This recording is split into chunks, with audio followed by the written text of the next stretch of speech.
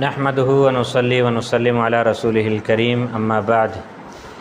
آج سیرت النبی صلی اللہ علیہ وسلم کے سلسلے کی 11ویں کلاس ہے، اور گزشتہ کل کی کلاس میں ہم نے پڑھا تھا کہ حضور صلی اللہ علیہ وسلم کو جب نبوت عطا کی گئی، نبی ہونے کے بعد اللہ کے رسول صلی اللہ علیہ وسلم کی طبیعت پر کیا اثر پڑا۔ جو اثر پڑا اس کے ازالے کے لیے حضور صلی اللہ علیہ وسلم اپنے گھر پہ آئے۔ گھر پہ اس کی غم خوار اور ہمدرد اہلیہ بی بی خدیجہ رضی اللہ تعالیٰ عنہا نے حضور صلی اللہ علیہ وسلم کو تسلی دی ان الفاظ کے ساتھ کہ آپ غریبوں کی خدمت کرنے والے ہیں اور محتاجوں، فقیروں اور مسکینوں کا بوجھ اٹھانے والے ہیں اور مہمان نوازی کی صفت سے متصف ہیں، اس لیے ایسی صفات والے آدمی کو اللہ تعالیٰ کبھی ضائع نہیں کرتا۔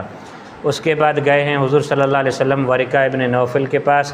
ورقہ ابن نوفل نے حضور صلی اللہ علیہ وسلم کو حضور صلی اللہ علیہ وسلم سے جو معاملہ پیش آیا تھا وہ مکمل معلوم کیا۔ اس کے بعد بتایا کہ یہ وہ ناموس ہے، یہ وہ فرشتہ ہے جو صرف آپ پر نازل نہیں ہوا بلکہ آپ سے پہلے جتنے بھی انبیاء آئے ہیں، یا خاص کر حضرت موسیٰ کا نام لیا، اس پر بھی یہ فرشتہ آتا تھا۔ اس کے بعد اس راہب نے یہ کہا کہ کاش کہ میں اس وقت زندہ ہوتا جب آپ کو آپ کی قوم جو ہے اپنے گھر سے نکال دے گی۔ تو حضور صلی اللہ علیہ وسلم وطن کی محبت کی وجہ سے چونکے، اور انہوں نے فرمایا کہ کیا مجھے اس دعوت کے بدلے میں میری قوم اپنے گھر سے نکال دے گی؟ تو اس راہب نے کہا، ورقہ ابن نوفل نے، کہ یہ صرف آپ کے ساتھ معاملہ پیش نہیں آ رہا بلکہ اس سے پہلے جس نے بھی اس قسم کی دعوت شروع کی ہے اس کے ساتھ یہ معاملہ پیش آیا ہی ہے۔ اس کے بعد میں نے آپ کو بتایا کہ وحی کی حقیقت کیا ہے، وحی کی ضرورت کیوں پڑتی ہے۔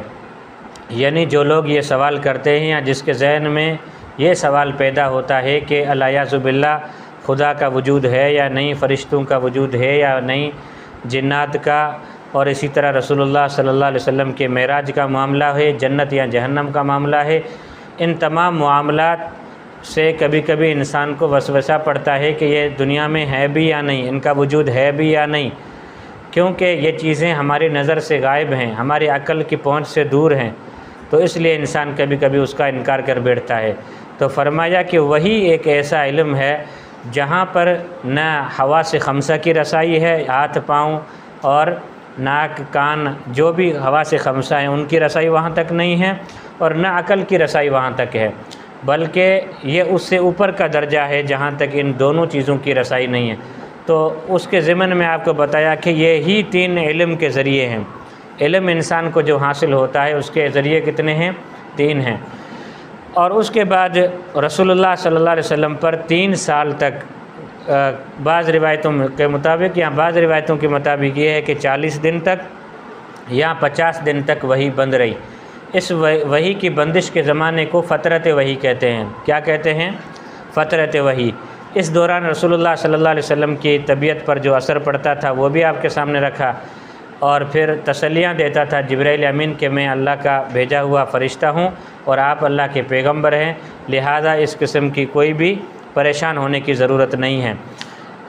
آگے رسول اللہ صلی اللہ علیہ وسلم ایک دن جنگل میں گئے یا انہی پہاڑوں کے درمیان میں گھوم رہے تھے کہ فرشتہ نظر آیا، پھر وہی گھبراہٹ پیش آئی۔ گھر آئے تو وہ سورۃ المدثر کی ابتدائی آیتیں نازل ہوئیں، یا ایھا المدثر قم فانذر وربک فکبر وثیابک فطہر والرجز فہجر ولا تمنن تستکثر ولربک فاصبر۔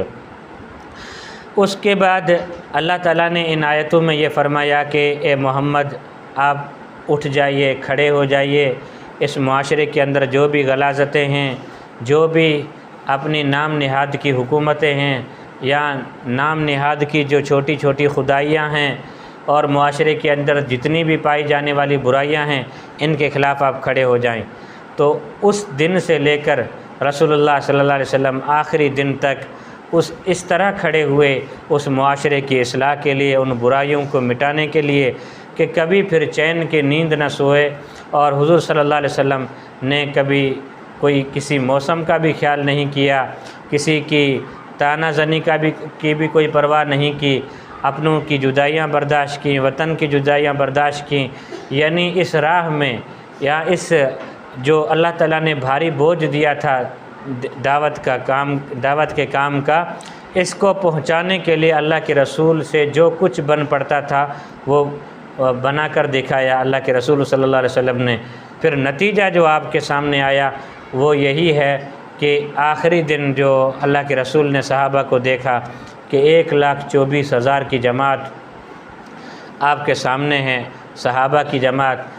کچھ عرصہ وہ بھی گزرا، ایک زمانہ وہ بھی گزرا جس زمانے میں کچھ بھی نہیں تھا، اللہ کے رسول کے ساتھ کوئی بھی نہیں تھا، اکیلا تھا، اور پھر وہ زمانہ بھی آیا کہ پورے جزیرۃ العرب کے اوپر حضور صلی اللہ علیہ وسلم کا سکہ جم چکا تھا۔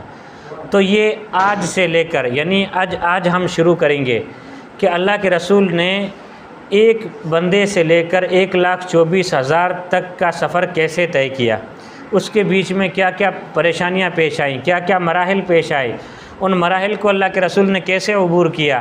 تو اللہ کے رسول صلی اللہ علیہ وسلم کے سیرت طیبہ میں ہمیں قدم قدم پر بڑے سبق ملیں گے انشاءاللہ تعالی، کہ جو بھی دین کے داعی ہیں، دین کی دعوت دینے والے ہیں، اور اسی طرح اپنے معاشرے کے اندر پائی جانے والی جو برائیاں ہیں ان کی اصلاح کرنے کے لیے جو لوگ اٹھ کھڑے ہوتے ہیں، ان کو کس وقت میں کیا کیا کرنا چاہیے، اس کے پاس جو سامنے رکاوٹ آئے اس رکاوٹ کو کیسے حل کرنا ہے، اسی طرح حل کرنا ہے جس طرح اللہ کے رسول صلی اللہ علیہ وسلم نے ان رکاوٹوں کو اور پریشان کن مراحل کو اللہ کے رسول نے حل کیا۔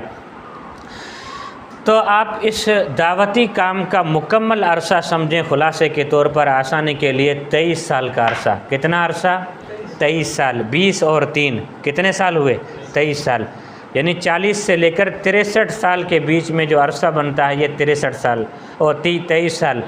یہی وہ عرصہ ہے جس عرصے میں قرآن مجید مکمل نازل ہوا، ایک ایک رکوع، ایک ایک سورت، ایک ایک آیت، اس طرح کر کے مختلف مراحل میں 23 سال کے عرصے میں قرآن مجید نازل ہوا۔ اقرا سے شروع ہوا اور اذا جاء نصر اللہ پہ قرآن مجید ختم ہوا۔ تو یہ 23 سال کے عرصے میں قرآن مجید بھی مکمل ہوا، اور پھر اس کے ساتھ جتنے بھی مراحل ہیں، اتنی برائیاں اگر ہم گنوانا شروع کریں اس عرب معاشرے کی، اور ان تمام کی ایسے اصلاح ہو گئی کہ آخری دن ان تمام برائیوں میں سے کوئی برائی باقی نہیں رہی۔ تو یہ تمام مراحل کیسے طے کیے ہیں؟ تو یہ دعوتی جو کام ہے اللہ کے رسول صلی اللہ علیہ وسلم کا دعوت کا، یہ ہم 2 حصوں میں تقسیم کریں گے، ایک مکی دعوت اور دوسری ہم کیا کہیں گے؟ مدنی دعوت۔ مکے میں رہے ہیں 13 سال اور مدینے میں رہے ہیں 10 سال، تو 13 اور 10 کتنا ہوا؟ 23 سال۔ تو مدینے کا جو دعوتی مراحل ہیں، دعوتی کام ہے، وہ ہم بعد میں پڑھیں گے انشاءاللہ جب ہجرت پر پہنچیں گے انشاءاللہ چند اسباق کے بعد۔ اس سے پہلے 13 سال مکے میں اللہ کے رسول صلی اللہ علیہ وسلم نے کیسے گزارے ہیں، مکے کی دعوت کے جو مراحل ہیں وہ بھی ہم 3 حصوں میں تقسیم کریں گے۔ کتنے حصوں میں؟ 3 حصوں میں۔ آپ کے سامنے صفحہ کھلا ہوا ہے، دیکھ لیں۔ پہلا مرحلہ خفیہ دعوت، یعنی جیسے نبوت ملی اور کہا گیا قم فانذر وربک فکبر وثیابک فطہر، یہ جو دعوت کا اللہ کے رسول صلی اللہ علیہ وسلم کو حکم ملا، اس کے بعد اللہ کے رسول نے یہ دعوت کیسے پہنچائی ہے؟ کیا اچانک جیسے ہی بستر سے اٹھے ہیں اللہ کے حکم سے تو کیا سب کو قریش مکہ کو اکٹھا کر کے اور تمام قبائل کو، تمام جزیرۃ العرب کے لوگوں کو ایک جگہ پہ اکٹھا کر کے سب کے سامنے علن اعلان اسی دن دعوت دے دی تھی؟ نہیں، یہ اللہ کے رسول صلی اللہ علیہ وسلم نے 3 سال تک اس دعوت کو مکمل طور پر خفیہ رکھا ہے۔ کسی کے کان پر بھی خبر نہیں پڑی کہ اللہ کے رسول صلی اللہ علیہ وسلم کے اوپر اتنی بڑی وحی نازل ہو چکی ہے، ورقہ ابن نوفل کے ساتھ ملاقات بھی ہو چکی ہے، نبی ہو چکے ہیں، یہ ہوا وہ ہوا، کچھ بھی کسی کو بھی پتہ نہیں لگا۔ تو یہ 3 سال کا جو عرصہ ہے اللہ کے رسول صلی اللہ علیہ وسلم نے خفیہ دعوت دیتے ہوئے گزارا ہے۔ کام نہیں رکا، ایسا نہیں ہے کہ دعوت ملنے کے بعد اللہ کے رسول خاموش ہو کر بیٹھ گئے، نہیں، محنت اسی طرح جاری رہی، لیکن حکمت عملی کا اندازہ آپ کر لیں کہ ایک شخص ایک کام کرتا ہے اپنے معاشرے میں اور چاروں طرف پہاڑوں کی 4 دیواری میں رات دن سرگرم ہے اپنے کام کے لیے، لیکن کسی کے کان تک خبر نہیں پہنچتی۔ تو یہ کیسے طے کیا ہے وہ بھی انشاءاللہ آگے آئے گا۔ پہلا مرحلہ 3 سال تک، یہ 13 سال کو تقسیم کرو 3 مرحلوں میں، 3 سال تک کیا کیا اللہ کے رسول نے؟ خفیہ دعوت دی ہے۔ اس کے بعد دوسرا مرحلہ ہے علانیہ دعوت، یہ عرصہ ہے 7 سال۔ کتنا عرصہ؟ 3 اور 7 کتنے ہوئے؟ 10 سال۔ یہ اعلانیہ دعوت کو بھی ہم 2 حصوں میں تقسیم کریں گے۔ ایک اعلانیہ دعوت اندرونی مکہ، یعنی مکے کے اندر اعلانیہ دعوت کا بھی اللہ کے رسول نے عرصہ گزارا ہے، اعلانیہ دعوت مکے کے اندر، اور پھر اسی اعلانیہ دعوت کا دوسرا حصہ ہے مکے سے باہر، مکے سے باہر قدم رکھا ہے اور پھر وہاں جا کر اعلانیہ دعوت دی ہے۔ تو مکی زندگی کے دعوتی مراحل کتنے بنتے ہیں؟ 3۔ ایک ہے خفیہ اور نمبر 2 ہے علانیہ۔ اور علانیہ میں، علانیہ کہتے ہیں علل اعلان، کھل کر سب کے سامنے ڈنکے کے چوٹ پر، یہ ہے علانیہ دعوت کا جو مرحلہ ہے۔ یہ بھی 2 حصوں میں تقسیم ہوتا ہے، ایک اندرون مکہ اور نمبر 2 بیرون مکہ۔ اب اندرون مکہ خفیہ طور پر اللہ کے رسول صلی اللہ علیہ وسلم نے دعوت کیسے دی ہے، آتے ہیں اس بات کی طرف۔ پہلا مرحلہ خفیہ دعوت کا، مدت کتنی ہے اس کی؟ 3 سال۔ اب میرے ساتھ بولتے جائیں، سستی کو چھوڑیں بالکل۔ مرکز، اچھا اس کے لیے اللہ کے رسول صلی اللہ علیہ وسلم نے کیا کیا ہے؟ دیکھیں، جو ایک مشن ہے آپ کا اور ایک کام ہے، اس مشن اور کام کے لیے 3 چیزوں کا ہونا بنیادی طور پر ضروری ہے۔ اللہ کے رسول کی اس خفیہ دعوت کے مرحلے سے ہمیں یہی سبق ملتا ہے کہ آپ کو بھی، کوئی بھی اپنے معاشرے کی بڑی سے بڑی برائی کو مٹانا چاہتے ہیں یا چھوٹی سے چھوٹی برائی کو مٹانا چاہتے ہیں، اس کی حکمت عملی کا تقاضا یہ ہے کہ آپ کے پاس 3 قسم کی چیزیں ہونی چاہیے بنیادی طور پر۔ نمبر 1، مرکز ہونا چاہیے، ایک جگہ ہونی چاہیے متعین، جہاں پہ بیٹھ کر آپ اس چیز کے بارے میں بڑی رازداری کے ساتھ اور بڑی حکمت عملی کے ساتھ اور بڑی یکسوئی کے ساتھ، کہ آپ کے اس کام کے اندر، اس غور فکر کے اندر کوئی خلل نہ ڈالے، اس کے لیے آپ کے پاس ایک مرکز ہونا چاہیے۔ مرکز کا مطلب یہ نہیں ہے کہ ایکڑوں میں پھیلی ہوئی بلڈنگیں ہوں، نہیں، اگرچہ درخت ہو، اگرچہ غار ہو، اگرچہ کوئی جھونپڑی ہو، لیکن بہرحال ایک جگہ متعین ہونے چاہیے تاکہ آپ کے جو وفادار ساتھی ہیں ان کو پتہ چلے کہ ہمارا ساتھی فلاں جگہ پہ موجود ہوگا۔ ایسا نہیں ہے کہ وہ بھٹکتے پھریں وادیوں میں اور آپ کا کوئی پتہ ہی نہیں چلتا، ایسا نہ ہونا چاہیے۔ تو مرکز آپ کا ایک متعین ہونا چاہیے۔ نمبر 2، جو کام آپ معاشرے میں کرنا چاہتے ہیں، اپنی ایک دعوت ہے، اپنا ایک درد دل ہے جو لوگوں کے سامنے رکھنا چاہتے ہیں، اس کا کوئی طریقہ کار ہونا چاہیے۔ بغیر طریقہ کار کے اور بغیر سمجھے سوچے پلاننگ کے آپ ایسے ہی حادثاتی طور پر لوگوں سے بھڑتے جائیں گے، ملتے جائیں گے، تو سب سے زیادہ آپ کی دعوت کو نقصان پہنچ سکتا ہے بجائے اس کے کہ کوئی فائدہ پہنچے۔ تو نمبر 2 طریقے دعوت، اور نمبر 3 کیا ہے؟ نتیجہ دعوت۔ یعنی اللہ کے رسول صلی اللہ علیہ وسلم نے ان 3 سالوں کے اندر ان 3 چیزوں کے اوپر فوکس کیا ہے کہ ایک تو مرکز، نمبر 2 طریقے دعوت، اور نمبر 3 اس دعوت کے نتائج کیا نکلیں گے، کوئی نتیجہ برآمد ہوگا بھی یا نہیں۔ تو ایک تو یہ ہے کہ ہر امتی کے لیے یہ ہونا چاہیے، یہ 3 چیزیں، جب بھی کوئی بڑا کام کرنا چاہتا ہے کوئی بھی بندہ، تو یہ 3 چیزیں ہونی چاہیے۔ اب جس کو یہ 3 چیزیں مل گئیں تو پھر ان 3 چیزوں کے اندر یہ چیزیں آتی ہیں۔ اب اللہ کے رسول صلی اللہ علیہ وسلم نے ان 3 چیزوں کو دیکھا ہے۔ اب ہم دیکھتے ہیں کہ اللہ کے رسول کی دعوت کا مرکز کیا تھا، نمبر 2 دعوت کا طریقہ کار کیا تھا، اور نمبر 3 دعوت کے نتائج کیا نکلے۔ ان 3 سالوں کے اندر فی الحال ہم چل رہے ہیں۔ اچھا، پہلے سوال کا جواب، مرکز دعوت کون سا تھا؟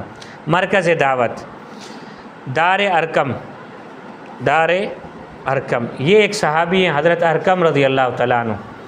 رسول اللہ صلی اللہ علیہ وسلم کے ہاتھ پر جب یہ مسلمان ہوئے تو رسول اللہ کے ساتھ کچھ ساتھی ہو گئے تھے، اتنے ساتھی ہو گئے تھے کہ جہاں پہ بیٹھ کر ہم آپس میں بات چیت کر سکیں۔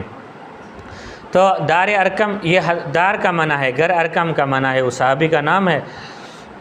اللہ کے رسول نے ساتھیوں سے فرمایا کہ اب ہم کچھ ہو گئے ہیں اتنی تعداد کے، ہمارے پاس ایک جگہ ہونی چاہیے خفیہ، اور وہ جگہ ایسی جگہ پہ ہونی چاہیے جہاں پہ کسی کو پتہ ہی نہ چلے کہ اندر بیٹھ کے لوگ کیا کر رہے ہیں۔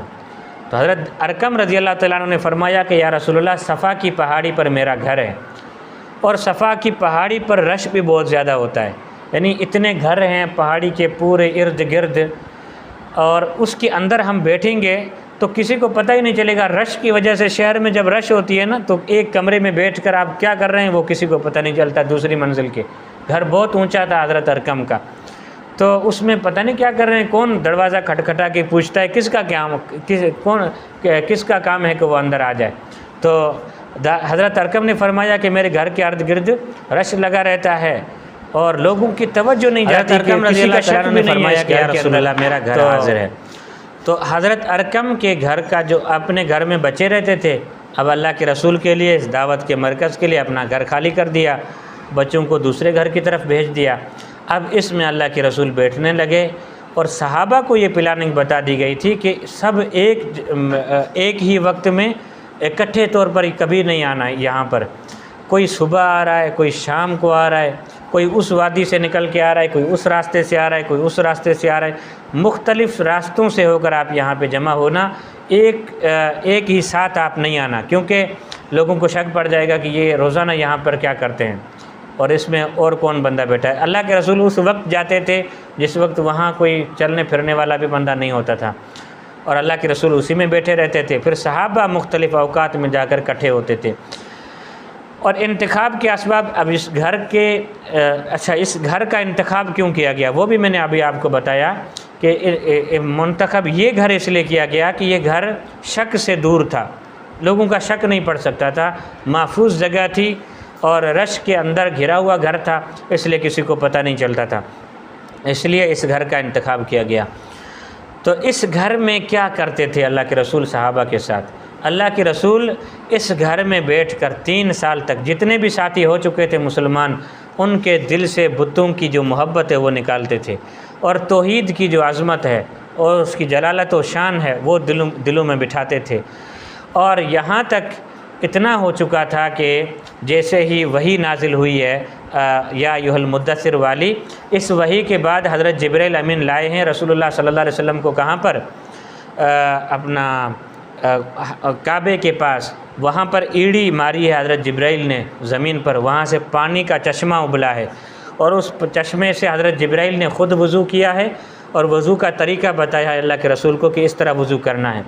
اس کے بعد رسول اللہ صلی اللہ علیہ وسلم نے وضو کیا ہے، جبرائیل امین نے اس وضو کو دیکھا ہے۔ اس کے بعد حضرت جبرائیل امین نے وہاں 2 رکعت نفل پڑھائی ہے اللہ کے رسول کو، 2 رکعت نماز پڑھائی ہے، تو حضرت حضور صلی اللہ علیہ وسلم نے اس کے پیچھے نماز پڑھی ہے۔ یہ وہ وضو ہے، یہ وہ نماز ہے جو حضرت جبرائیل نے وحی کے ذریعے اللہ کے رسول کو سکھائی ہے۔ آپ کہیں گے کہ نماز تو فرض ہوئی ہے معراج کی رات، اب اس سے پہلے یہ نماز کون سی ہے؟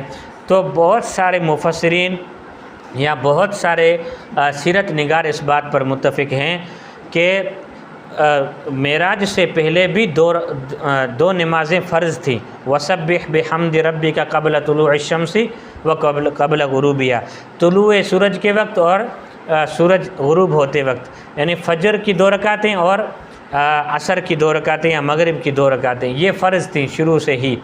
جیسے ہی اللہ کے رسول نبی ہوئے تو اللہ کے رسول صلی اللہ علیہ وسلم کو 2 رکعتیں یہ نماز دی گئی ہیں۔ تو اس مرکز میں اللہ کے رسول ان کو یہ نماز سکھاتے تھے اور وضو کا طریقہ سکھاتے تھے، اور سب سے زیادہ توحید کے اوپر اور آخرت کے اوپر یقین کے بارے میں اور رسالت کے اوپر حضور صلی اللہ علیہ وسلم کا بہت زیادہ زور ہوتا تھا۔ صحابہ کی تربیت اس طرح کرتے تھے، اور صبر کی تلقین کرتے تھے کہ اس مرحلے سے ہمیں کیسے گزرنا ہے، اس مرحلے کے ذریعے اس مرحلے سے گزرنے کے لیے ہمیں پہاڑ جیسا حوصلہ چاہیے اور ہمیں بڑا صبر چاہیے۔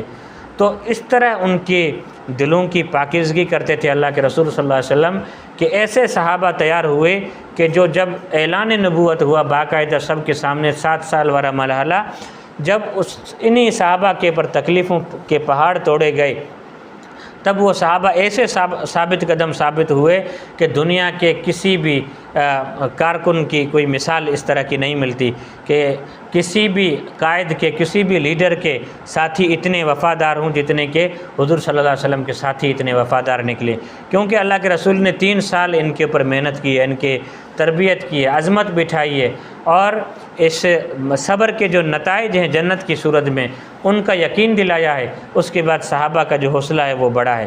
تو دار ارقم مرکز کون سا تھا اللہ کے رسول کا؟ دار ارقم، یہ ذہن میں بٹھا لیں۔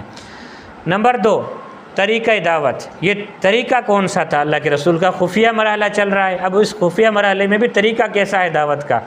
فرماتے ہیں کہ 4 طریقوں سے اللہ کے رسول صلی اللہ علیہ وسلم یہ دعوت دیتے تھے، یہ کلمہ پڑھاتے تھے، اور لوگوں کے ذہن میں بتوں کی جو نفرت ہے وہ ڈالتے تھے، توحید کی جو عظمت ہے وہ بٹھاتے تھے۔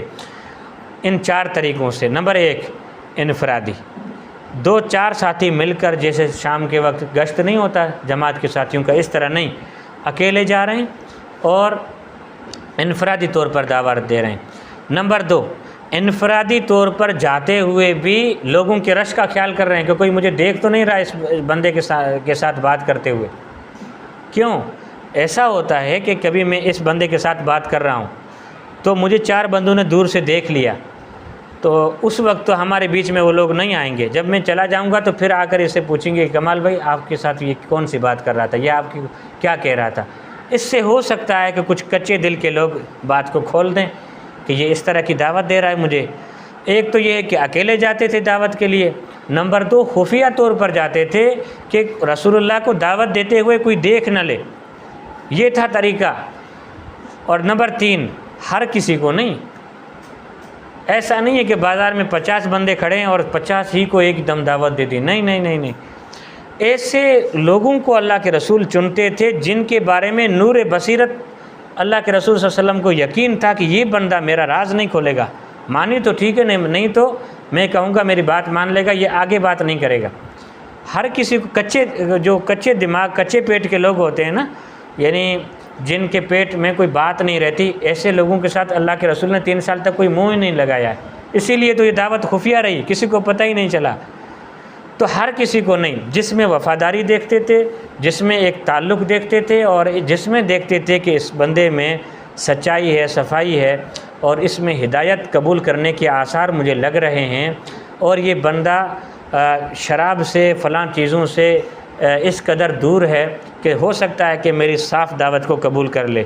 یا کچھ لوگ ایسے بھی تھے مکے میں جو بتوں سے بیزار ضرور تھے لیکن اظہار نہیں کر سکتے تھے، ان کا بھی اللہ کے رسول کو اچھی طرح معلوم تھا۔ حضرت عمر ابن نوفل رضی اللہ تعالیٰ عنہ جیسے لوگ، ایسے لوگ بھی تھے، تو ہر کسی کو دعوت نہیں دیتے تھے۔ اور نمبر 4 ہر جگہ پہ بھی نہیں جاتے تھے۔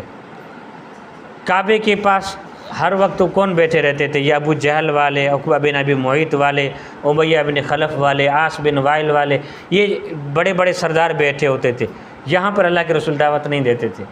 یا ایسی جگہ جہاں پہ کچھ جاسوس لوگوں کا اندازہ ہوتا تھا وہاں پر بھی نہیں جاتے تھے۔ تو طریقہ دعوت میں 4 چیزوں کو اللہ کے رسول صلی اللہ علیہ وسلم نے بنیادی طور پر سامنے رکھا ہے۔ 1 اکیلے جانا، نمبر 2 خفیہ طور پر جانا، اور نمبر 3 ہر کسی کو دعوت نہیں دینی، نمبر 4 ہر جگہ پہ بھی نہیں دینی، مخصوص جگہوں پہ جاتے تھے اور مخصوص جگہوں پہ لوگوں کو دعوت دیتے تھے۔ یہ ہو گیا دوسرا سوال، طریقہ دعوت۔ اور نمبر 3 کی طرف آتے ہیں۔ اب ہم زیارت کرتے ہیں اور اس لوکیشن کو دیکھتے ہیں، اس جگہ کو دیکھتے ہیں جہاں پر حضرت ارقم رضی اللہ تعالیٰ عنہ کا گھر مبارک تھا۔ دیکھیں، یہ ہے اسلام کا سب سے پہلا مرکز۔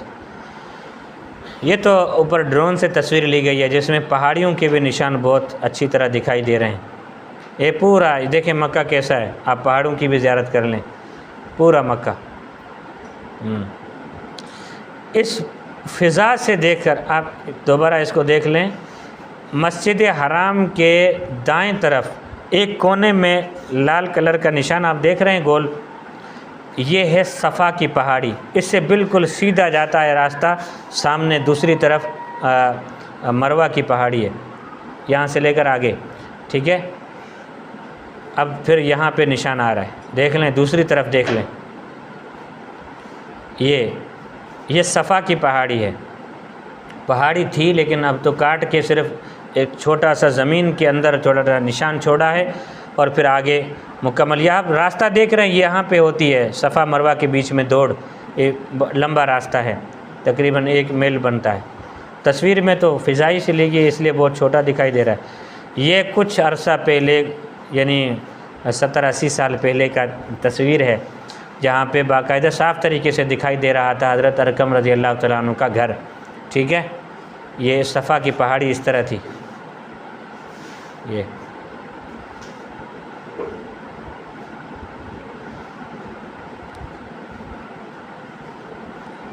اب پہاڑی کے نیچے جو پتھر ہے، یہ کالا دیکھ رہے ہیں چھوٹا سا نیچے، اب پتھر صرف اتنا ہی بچا ہے، زیادہ نہیں۔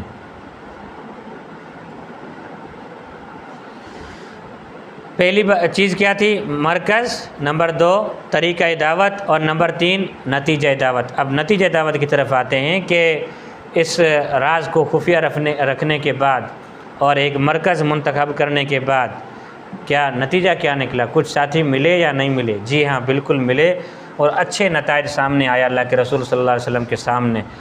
تو پہلے کون لوگ مسلمان ہوئے اسلام میں یا قرآن میں؟ اس کو کہتے ہیں سابقین اولین۔ کیا کہتے ہیں؟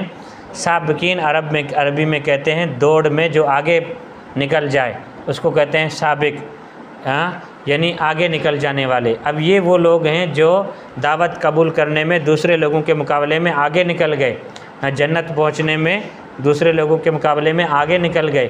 تو سابقین اولین کی بڑی فضیلت آئی ہے قرآن مجید میں، اتنی بڑی فضیلت ہے کہ ان کے مقابلے میں مدینے والے جو یثرب والے بعد میں آئے تھے ان کی اتنی بڑی فضیلت نہیں جتنی سابقین اولین کی ہے۔ تو سابقین اولین یعنی وہ لوگ جنہوں نے سب سے پہلے اسلام کی دعوت قبول کی، تو ان میں قبائل قریش اور قبول اسلام۔ اب ہم چلیں گے قریش کے قبائل کی طرف کہ کون کون سے قریشیوں کے قبیلے تھے جنہوں نے دعوت کو قبول کیا۔ اچھا، سب سے پہلے اللہ کے رسول صلی اللہ علیہ وسلم نے دعوت دی ہے کس کو؟ اپنے گھر کو، ٹھیک ہے؟ اپنے گھر میں سب سے پہلے کس نے دعوت قبول کی ہے؟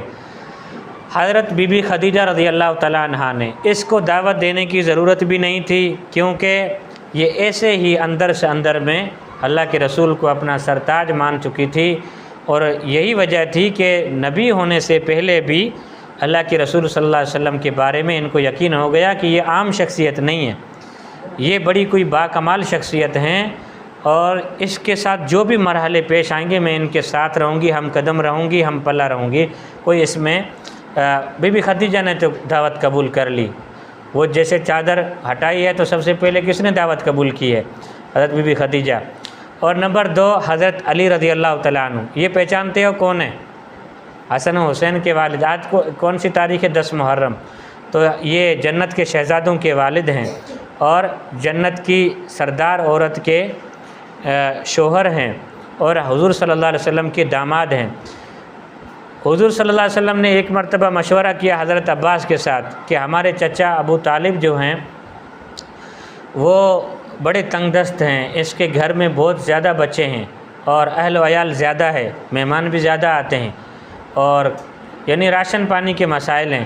اب ایسا نہ کر دیں کہ ہم دونوں مل کر ابو طالب کے پاس چلیں، تو ہم یہ کہیں کہ جتنے بچے ہمیں دینا چاہتا ہے ہم ان کی پرورش کریں گے، ہم ان کے کھانے کا خیال کریں گے۔ تو یہ دونوں گئے ابو طالب کے پاس، تو ابو طالب نے کہا عقیل میرے پاس رہنے دو، باقی جو آپ لینا چاہیں لے لیں۔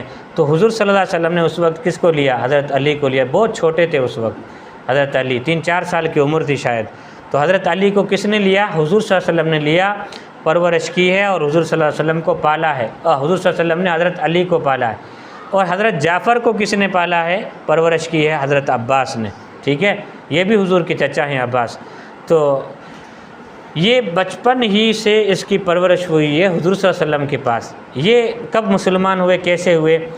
جیسے بی بی خدیجہ مسلمان ہوئی، اللہ کے رسول کے ساتھ وضو کیا، نماز پڑھتی تھی صبح کی اور شام کی، ہر وقت، یعنی صبح کی نماز اللہ کے رسول کے ساتھ، شام کی بھی نماز اللہ کے رسول کے ساتھ۔ گھر میں بچے ہوتے ہیں نا، بڑوں کو نماز پڑھتے دیکھتے ہیں تو کیا کرتے ہیں؟ ساتھ میں کھڑے ہو جاتے ہیں، جیسے بڑا ہاتھ اٹھاتا ہے تو بچے بھی اس طرح ساتھ ہاتھ اٹھا لیتے ہیں۔ تو حضرت علی چھوٹے تھے، اتنی بڑی سمجھ نہیں تھی، تو ایک دن کہا کہ یعنی چچا صاحب آپ یہ کیا کر رہے ہیں، یہ کون سی حرکت ہے یا آپ کیا کر رہے ہیں؟ تو حضور نے بتایا کہ میں نبی ہوں، اللہ کے رسول ہوں، اور سب سے پہلے میرے اوپر اس نے کلمہ پڑھا ہے۔ تو اس وقت روئے زمین پر ہم 2 ہی مسلمان ہیں، ہم آپس میں کیا پڑھتے ہیں؟ ہم ایک دوسرے کے ساتھ نماز پڑھتے ہیں، تو کیا آپ ہمارے ساتھ نماز پڑھیں گے، اس دعوت کو قبول کریں گے؟ تو حضرت علی نے فرمایا کہ میں سوچتا ہوں۔ تو حضرت علی رضی اللہ تعالیٰ عنہ کو اللہ کے رسول نے فرمایا کہ ٹھیک ہے، اگر آپ ہمارے ساتھ پڑھنا چاہیں تو پڑھیں، نہیں پڑھنا چاہتے ہیں تو یہ بات باہر کسی کو نہ بتائیں۔ ایسا ہو سکتا تھا نا، اللہ کے رسول حضرت علی کو ڈانٹ کے اور کچھ مار کے کہتے کہ پڑھو نماز، کلمہ پڑھو، یہ کرو وہ کرو، نہیں۔ آپ سیرت کی کسی بھی کتاب میں اس طرح کا ثبوت نہیں دیکھ سکتے کہ اللہ کے رسول نے حضرت علی، اگرچہ بچے تھے، پرورش تھے، اور رسول کی حیثیت باپ جیسی تھی، پھر بھی کوئی زبردستی نہیں، کوئی دباؤ نہیں۔ یہ ہے اسلام کی اصل تصویر کہ پہلے مسلمان سے لے کر آخری مسلمان تک کوئی ایک مسلمان ایسا نہیں ہے جو تلوار کے زور پر یا کسی ڈانٹ کے زور پر یا کسی پریشر کے زور پر مسلمان ہوا ہو۔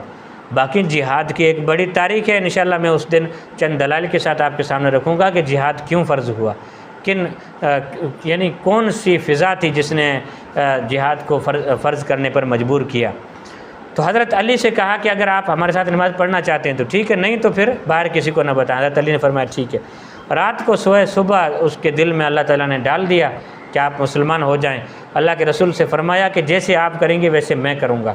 تو آپ کس چیز کی دعوت دیتے ہیں؟ اللہ کے رسول نے فرمایا میں اس چیز کی دعوت دیتا ہوں کہ عبادت کے لائق صرف اللہ ہے اور کوئی عبادت کے لائق نہیں ہے، اور بتوں سے نفرت کرنی ہوگی اور مجھے رسول ماننا ہوگا۔ یہ 3 چیزیں فی الحال آپ کر لیں، باقی جو احکامات آئیں گے وہ میں بتاتا رہوں گا۔ حضرت علی نے اسی وقت کلمہ پڑھا اور مسلمان ہو گئے۔ یہ حضرت علی رضی اللہ تعالیٰ عنہ 10 سال کی عمر میں کیا ہوئے ہیں؟ مسلمان۔ اب یہاں پہ میں ایک دوسری بات ہمارے جو سرکاری قانون ہے اس کے تحت میں کیا کرنا چاہتا ہوں۔ دیکھیں ہماری سندھ حکومت ہے، اس کے پاس سب سے زیادہ جو ممبر ہیں، یہ کون سے ممبر ہیں؟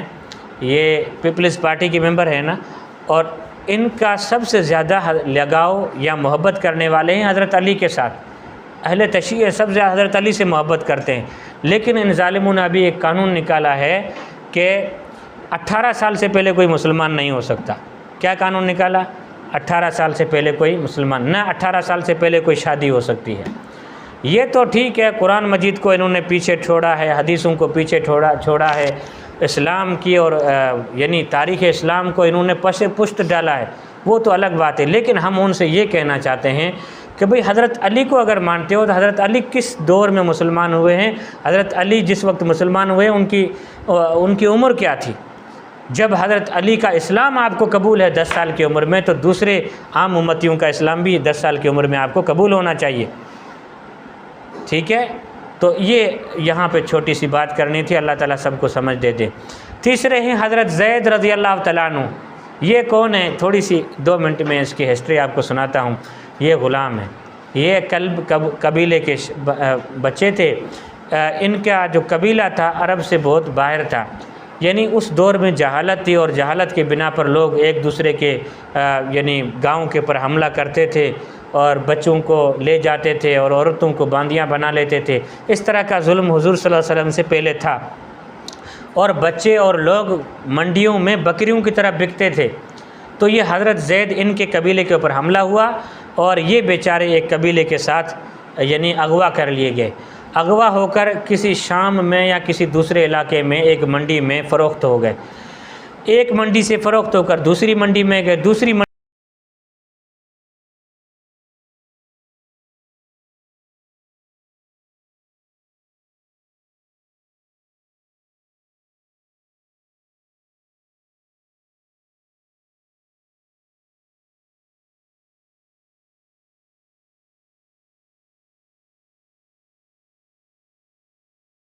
اور بیوپاری آ جاتے ہیں اور بولی لگاتے ہیں اور لے جاتے ہیں۔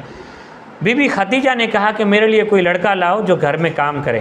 بڑی تاجر عورت تھی، تو بی بی خدیجہ کا کزن گیا ہے منڈی میں لینے کے لیے، یہ بچہ ملا ہے زید، تو یہ لے کر بی بی خدیجہ کے حوالے کیا، اور بی بی خدیجہ اس کو اپنے گھر میں رکھ رہی تھی، چھوٹا بچہ تھا۔ جب شادی ہوئی ہے حضور صلی اللہ علیہ وسلم کے ساتھ بی بی خدیجہ کی، تو بی بی خدیجہ نے یہ غلام گفٹ کیا ہے کس کو؟ اللہ کے رسول صلی اللہ علیہ وسلم کو۔ اور اللہ کے رسول مسلمان اللہ باللہ اللہ کے رسول کیا ہو گئے؟ نبی ہو گئے 15 سال کے بعد۔ نبی ہونے کے بعد یہ حضرت زید بڑے ہو گئے گھر میں۔ اب اللہ کے رسول نے اس کو اپنا بیٹا بنا لیا تھا، اپنے گھر میں لے پالک بیٹا، متبنہ بیٹا اور منہ بولا بیٹا بنا دیا تھا، ایسے ہوتا تھا۔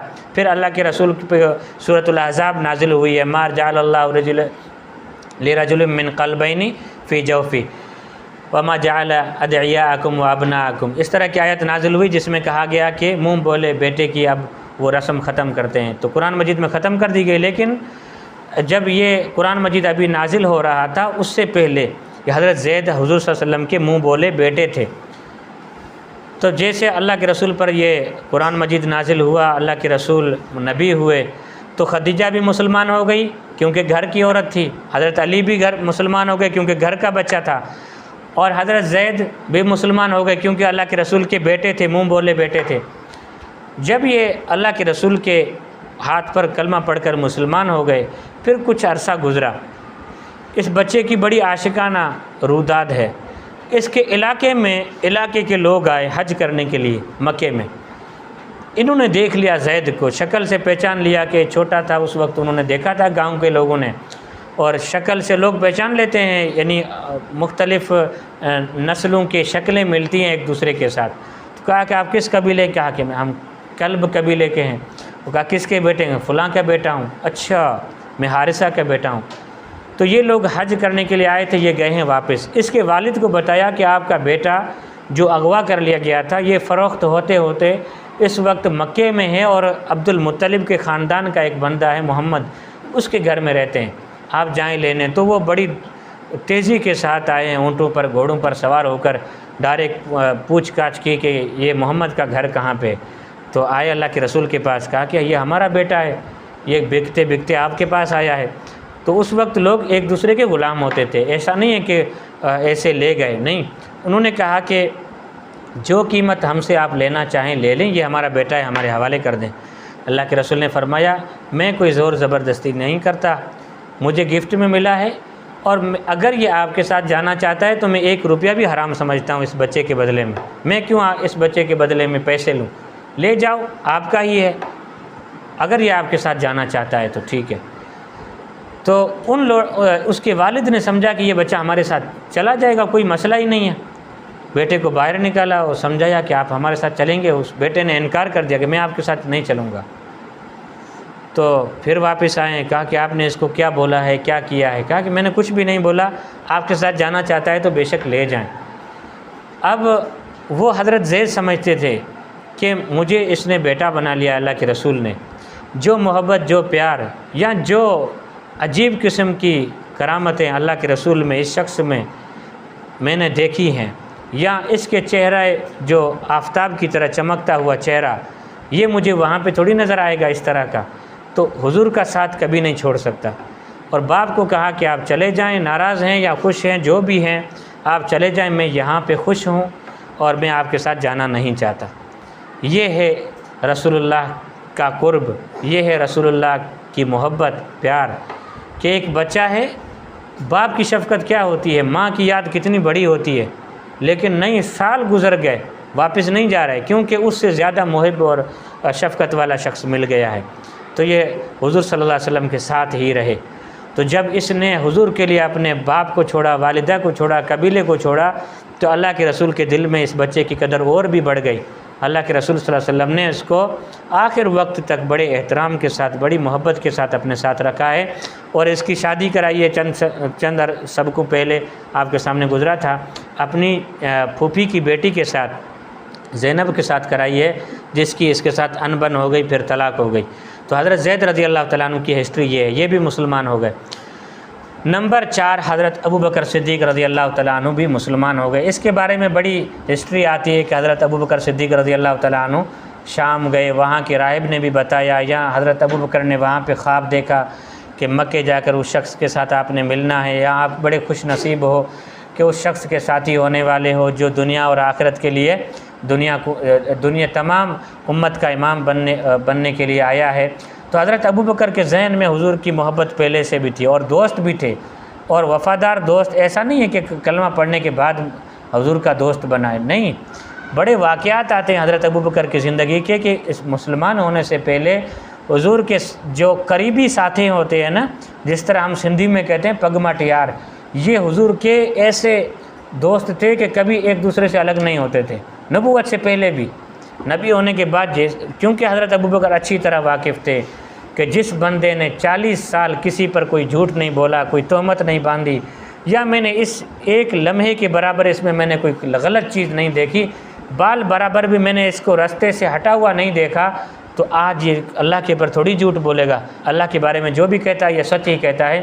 چنانچہ حضرت ابوبکر نے اسلام قبول کر لیا، اور حضور صلی اللہ علیہ وسلم نے بھی گھر سے باہر جس بندے کو بااعتماد سمجھا، جس کے اوپر بھروسہ دیکھا اور جس کے دل میں کچھ صفائی دیکھی، وہ حضرت ابوبکر ہی تھے۔ حضرت ابوبکر کے سامنے دعوت پیش کی اور مسلمان ہو گئے۔ یہ حضرت ابوبکر۔ یہاں پہ ایک سوال اٹھتا ہے کہ بھائی کچھ لوگ یہ کہتے ہیں، یا ہم نے علماء سے بارہا یہ سنا ہے کہ حضور پر سب سے پہلے کلمے پڑھنے والے کون تھے؟ حضرت ابوبکر تھے۔ یہ سنا ہے نا آپ سب لوگوں نے، سب سے پہلا مسلمان کون ہے؟ حضرت ابوبکر ہے۔ یہاں پر تو حضرت ابوبکر نہیں ہے، چوتھے نمبر پہ لکھا ہوا ہے۔ تو بھائی اس کا جواب یہ ہے کہ آزاد لوگوں میں، با اختیار لوگوں میں سب سے پہلے کلمہ پڑھنے والا کون ہے؟ حضرت ابوبکر ہے۔ دیکھیں اس میں کیٹیگریاں آتی ہیں، لوگوں کی حیثیتیں مختلف ہیں۔ عورتوں میں سب سے پہلے کس نے کلمہ پڑھا؟ بی بی خدیجہ نے۔ بچوں میں سب سے پہلے کس نے کلمہ پڑھا؟ حضرت علی نے۔ اور غلاموں میں سب سے پہلے کس نے کلمہ پڑھا؟ حضرت زید نے۔ اور آزاد مردوں میں، گھر سے باہر کے مردوں میں سب سے پہلا کلمہ پڑھنے والا کون ہے؟ اس لیے ہم یہ بھی کہنا ٹھیک ہے کہ سب سے پہلے مسلمان کون ہے، کیونکہ اصل کمال حضرت ابوبکر کے اسلام کا ہے۔ گھر میں عورت ہے، آپ کے ماتحت ہے، آپ کے زیر سایہ ہے، آپ کے زیر سرپرستی ہے، آپ کی بات مانے گی ہی۔ اگر نہیں مانے گی تو ہو سکتا ہے آپ دباؤ ڈال کر بھی منوا سکتے ہیں بات۔ بچے ہیں، آپ کی عادت کو دیکھ کر کلمہ پڑھ لیا اس نے، کوئی کمال کی بات نہیں ہے۔ غلام ہے، آپ کے گھر میں نوکر ہے، یا آپ کے گھر کے اندر وہ خدمت گار ہے، وہ کلمہ پڑھتا ہے، کوئی کمال کی بات نہیں ہے۔ کمال کی بات یہ ہے کہ کوئی با اختیار بندہ، اور غریب بھی نہیں، پیسے والا بندہ، تاجر بندہ، مارکیٹ کا مالک، بزنس مین، وہ آپ کی دعوت پر لبیک کہے، یہ بڑی بات ہے۔ تو اس حساب سے حضرت ابوبکر کیا ہوئے؟ پہلے مسلمان ہوئے۔ یہ ہیں گھر کے اندر یا قریبی دوست۔ اس کے بعد حضرت ابوبکر نے جو تحریک چلائی ہے،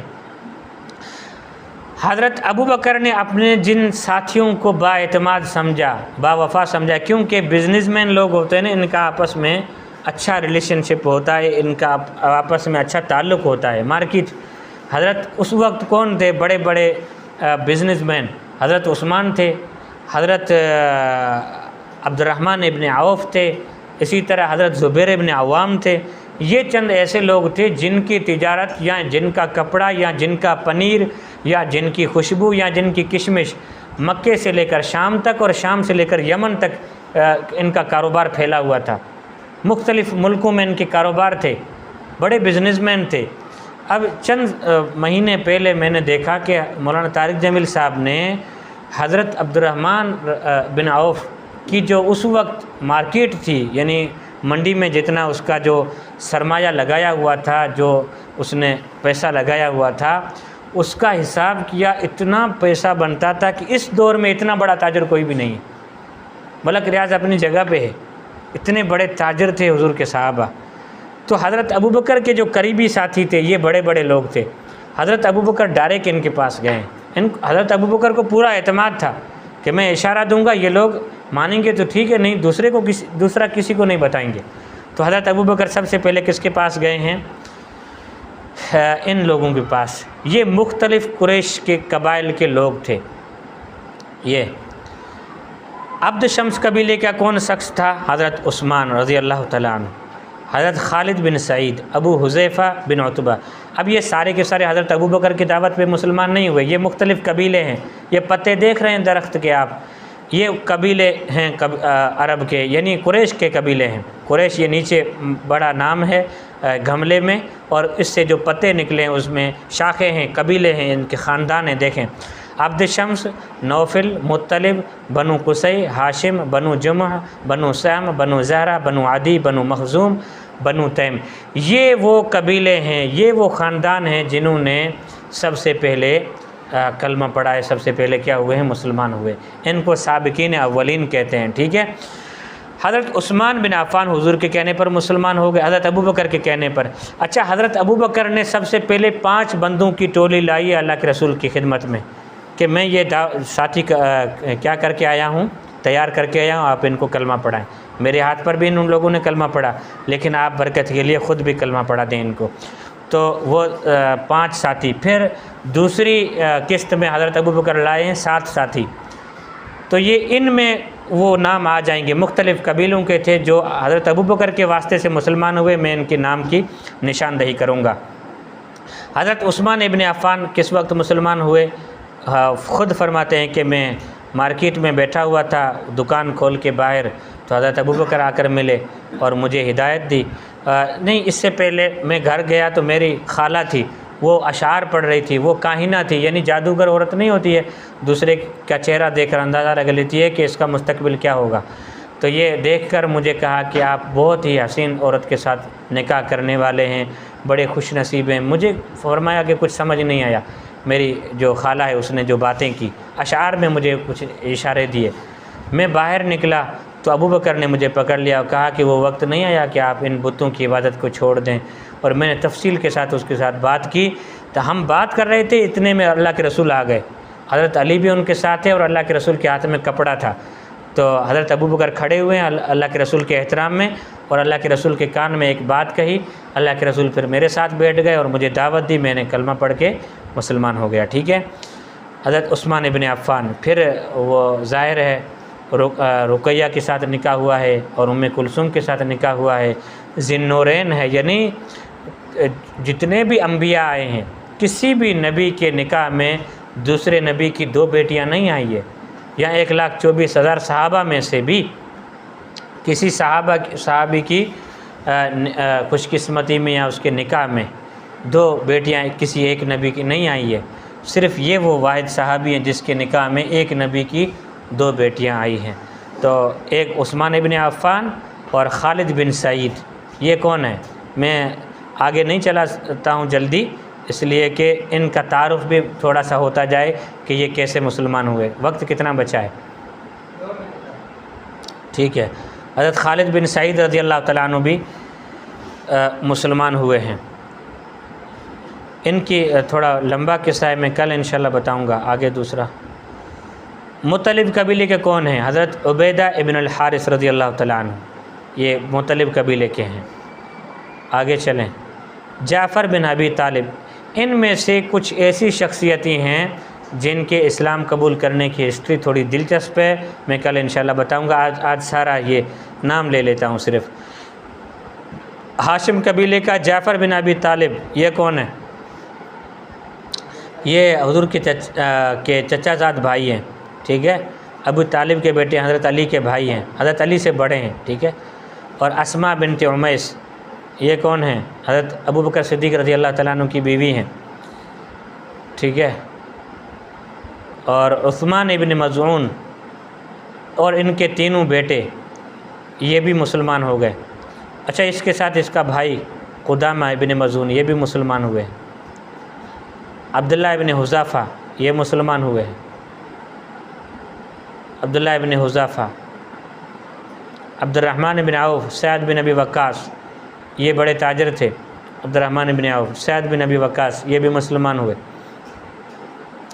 فاطمہ بنت خطاب، سعید بن زید، یہ کون ہے؟ فاطمہ بنت خطاب حضرت عمر کی بہن ہے، ٹھیک ہے۔ ان کے ساتھ وہ واقعہ پیش آیا تھا، حضرت عمر نے کیا کیا تھا، وہ حملہ ان کے گھر پہ آئے تھے۔ سعید بن زید یہ ان کا شوہر ہے فاطمہ کا، اور یہ سالہ بنتا ہے کس کا؟ حضرت عمر کا۔ ان کے پاس آئے ہیں، دروازہ کھٹکھٹایا ہے، پھر وہ واقعہ پیش آیا جس کی وجہ سے حضرت عمر کیا ہوئے ہیں؟ مسلمان ہوئے ہیں۔ اور آگے ہیں، بنو مخزوم قبیلے کا کون نوجوان مسلمان ہوا ہے؟ ابو سلمہ ارقم بن ارقم رضی اللہ تعالیٰ عنہ، نام بھی ارقم، والد کا نام بھی ارقم۔ اسی نے گھر گفٹ کیا ہے مرکز دین کے لیے، سب سے پہلا اسلام کا مرکز کس کا گھر بنا؟ یہ اس خوش نصیب صحابی کا گھر بنا۔ تو یہ یہاں پہ ایک بات سمجھ آتی ہے کہ کوئی بڑا عالم، آپ اس میں کچھ چند دانے دیکھتے ہو کہ یہ شخص بڑے کمال کا ہے، معاشرے کی برائیوں کو مٹانے کے لیے اس کے دل میں درد ہے، یہ کچھ کرنا چاہتا ہے، لیکن اس کے پاس وسائل نہیں ہے، پلاٹ نہیں ہے، اس کے پاس بیٹھنے کے لیے جگہ نہیں ہے جہاں بیٹھ کر معاشرے کی اصلاح کر سکے۔ تو آج بھی مسلمانوں کے لیے اس میں سبق ہے کہ اپنے وقت کے ان علماء کی قدر کریں اور ان کو حضرت ارقم رضی اللہ تعالیٰ عنہ کی سنت کے مطابق پلاٹ دیں، اپنا جو ہوتا ہے، جو آپ کے پاس وسائل ہیں ان کو مہیا کریں، تاکہ وہاں پہ بیٹھ کر وہ وہاں پہ اپنے پاؤں جما کر معاشرے کے اندر پھیلی ہوئی برائیوں کا خاتمہ کر سکیں، یا اللہ کے دین کی دعوت کو بڑی آسانی کے ساتھ، مزید پختگی کے ساتھ پھیلا سکیں۔ تو ابو سلمہ ارکم بن ارکم اور بنو تیم قبیلے کا کون نوجوان مسلمان ہوا ہے؟ حضرت طلحہ ابن عبید اللہ رضی اللہ تعالیٰ عنہ۔ یہ تھوڑے آج ٹیکنیکل مسائل کی وجہ سے کیا ہوا ہے، دیر ہو گئی ہے، نہیں تو آج ہمارا سبق پورا 1 گھنٹے کا ہوتا، لیکن 10 منٹ لیٹ ہو گئی ہے۔ اللہ تعالیٰ سے دعا ہے کہ ہمیں عمل کرنے کی توفیق عطا فرمائے۔ کل ان میں سے چند کے مختصر تعارف کروا کے پھر آگے چلیں گے انشاءاللہ تعالیٰ۔ اللہم لک الحمد کلو ولک الشکر کلو ولک الملک کلو ولک الخلق کلو بیدک الخیر کلو ربنا آتنا فی الدنیا حسنہ وفی الآخرۃ حسنہ وقنا عذاب النار وقنا عذاب القبر وقنا عذاب الحشر وقنا عذاب المیزان ربنا تقبل منا انک انت السمیع العلیم وتب علینا انک انت التواب الرحیم صلی اللہ تعالی علی خیر خلقہ محمد وعلی آلہ وصحبہ اجمعین آمین برحمتک یا ارحم الراحمین۔